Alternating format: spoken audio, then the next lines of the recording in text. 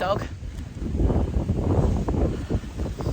A little campsite for a couple of days, which, as luck would have it, is literally at the kind of foot of Mantor. So within about 15 minutes we'd be at the start. So we popped up to Mantor last night. I've left the family in the caravan, and we're going to try and get out and get an early one. I'm still recovering from COVID, so taking things a little steady. But we're off to try and do the Lord's Seat or Rushup Edge. I've seen it a number of times when we've done Mantor and I've been promising to come back and do it, so that's going to be my morning walk this morning. I've had a look at the map and it looks fairly straightforward, so hopefully can't go too far wrong. We'll see. Look at that sight greeting you when you wake up in the morning. Not too shabby, that, is it? That's Mantor there, just on the right hand side, and then Rushup Edge on the left.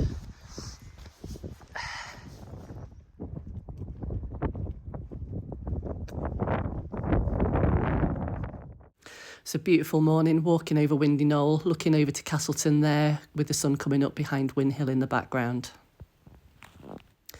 So we've just crossed over from Mantor in the background there and about to head up Rushup Edge towards Lord's Seat. So that was pretty easy to find, the little path off the Rushup Edge. Just as you get into the turn off for Mantor, it's just on the other side of the road, really easy.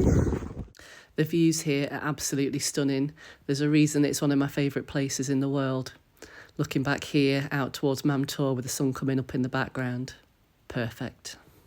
Unfortunately, a lot of the audio that I shot up towards the top was unusable because of the wind. So here I'm just talking a little bit about my dog Meredith that I had with me and what a little bugger she is for chasing sheep, and how when we were up Derwent Edge one day, she got off and took off after 2 sheep and we didn't think she was coming back. So since then, we make sure that she's properly harnessed in on a really secure lead so that she can't go anywhere.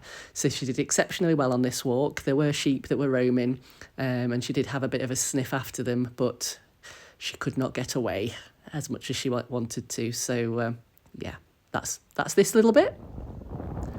The views here really are second to none.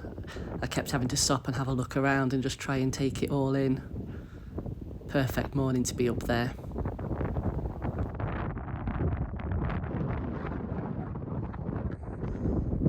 So again, still Mantor in the foreground there, and then if you follow the hills back towards the left, you've got the ridge walk, the great ridge walk back to Lewes Hill, which you can just make out under the grey cloud line. Absolutely stunning. All right, little dog, coming. In spite of all the signs saying not to walk on this mound, I came back later in the evening and there was somebody sitting up there for quite a while. So that's it. That mound there, that is the Lord's Seat, ancient burial mount, or ancient something or other, whatever it said on that sign. Looks like it's maybe sometimes fenced off to prevent people walking on it.